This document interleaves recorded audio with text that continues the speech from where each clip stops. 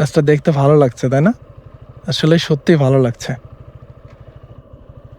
এই পাশ দিয়ে একটা রাস্তা চলে গেছে, আর এখানকার যে ভিউটা ভাই, দূর থেকে মেশিনের আওয়াজ ভেসে আসছে আর বাতাসের শব্দ। ওই যে কিছু হাঁস, এই এটা বাওর না নদী আমি আসলে বুঝতে পারছি না, যাই হোক বাওরই হবে, কারণ ওই পাশে দেখছি বাঁধা বা পুকুর হবে, এরকম বড় পুকুর হবে।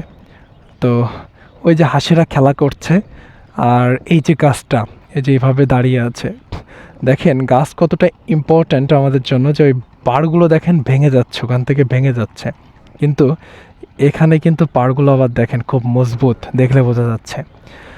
তো এই বাতাসের এমন সুন্দর ধ্বনি, তারপরে যে পানির যে শব্দ, কলো কলো শব্দ, দূর থেকে ভেসে আসছে মেশিনের শব্দ, স্যালো মেশিনের শব্দ, সব মিলিয়ে অন্যরকম ভালো লাগার সৃষ্টি করেছে।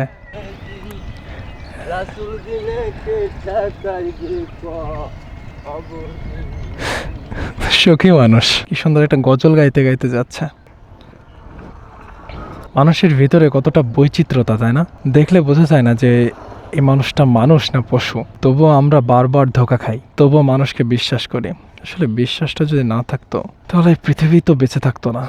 বিশ্বাসটা আছে বলেই এভাবে পৃথিবীটা এত সুন্দরভাবে এখনো চলতেছে। দেখেন, আপনি আপনার নিজের মানুষকে অনেক সময় বিশ্বাস করে উঠতে পারেন না, আপনার নিজের মানুষ আপনাকে ধোঁকা দেয়, কিন্তু একটা পরের মানুষ, সে আপন না, আপনার রক্তের কোনো সম্পর্ক নাই, কিন্তু সে আপনাকে এমন একটা উপকার করেছে যে আপনি মানে তার কাছে চিরকৃতজ্ঞ হয়ে গেছেন। এমন মানুষ আছে ভাই, সত্যি ভালো মানুষেরা। আমার জীবনে এমন মানুষ অনেক আছে যারা আমার কেউ না, যাদের সাথে আমার রক্তের সম্পর্ক নাই, কিন্তু তারা আমাকে এমন বিপদে এমনভাবে হেল্প করছে, তাদের কথা বলবো একদিন ইনশাল্লাহ।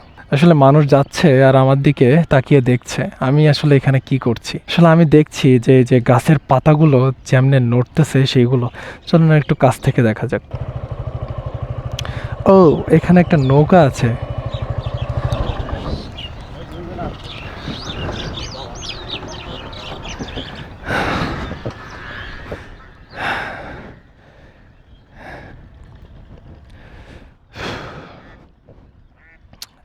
দেখেন এখানে একটা নৌকা, আর কি সুন্দর ভিউ, দেখতে সুন্দর লাগছে তাই না? পাতাগুলো কি সুন্দর নড়তেছে।